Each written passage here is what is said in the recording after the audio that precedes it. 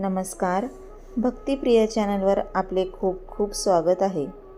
हिंदू संस्कृतीत घरी सवाष्ण किंवा कुंवारिका आली तर तिला हळद कुंकू लावल्याशिवाय घराबाहेर पडू दिले जात नाही. सध्याच्या सणावारांच्या दिवसांमध्ये देवाला येणाऱ्या महिलांना आणि स्वतःच्या कपाळालाही हळद कुंकू लावण्याचे अनेक प्रसंग येतील. विवाहितेसाठी कुंकू हा सौभाग्य अलंकार आहे.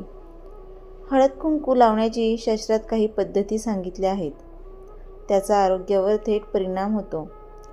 त्यामुळे कुंकू कोणत्या बोटाने लावावे, त्याचा आरोग्यावर वाईट परिणाम होण्यापेक्षा आजच्या व्हिडिओमध्ये आपण या पद्धत जाणून घेणार आहोत. तसेच कोणत्या बोटाने कोणाला कुंकू लावावे हेही आजच्या व्हिडिओमध्ये पाहणार आहोत.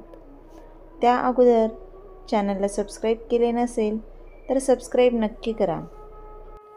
कुंकू लावण्याचे फायदे. सहसा कुंकू 2 भुवयांच्या मध्ये किंवा भुवयांच्या वर कपाळाच्या मध्यभागी लावले जाते. अशा वेळी त्या भागात थोडासा दाब दिला जातो. हे तेच बिंदू असतात ज्यामुळे चेहऱ्याच्या स्नायूंचा रक्तपुरवठा सुरळीत होतो. कपाळावरील स्नायूंचा ताण कमी होऊन चेहरा उजळ दिसतो. कुंकू कधी आणि कसे लावावे. अंघोळ झाल्यानंतर उजव्या हाताच्या अनामिकेने कपाळावर कुंकू लावणे फायद्याचे ठरते.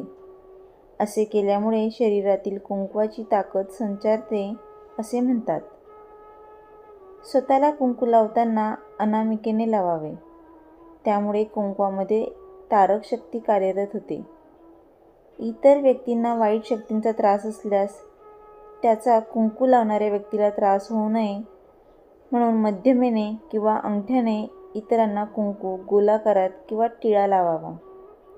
विभूती म्हणजेच देवाजवळचा किंवा मंदिरातील अंगारा, रक्षा ज्याला विभूती म्हणतात, ते तेजत्व प्रधान असल्यामुळे तिच्यातील तेजतत्वाचा लाभ स्वतःला अधिकाधिक प्रमाणात होण्यासाठी स्वतःला विभूती लावताना मध्यमेने लावावी व इतरांना विभूतीतील चैतन्य आणि तेजतत्व यांचा लाभ व्हावा यासाठी त्यांनाही त्या तेजतत्व प्रधान असणाऱ्या मध्यमेनेच विभूती म्हणजेच रक्षा लावावी.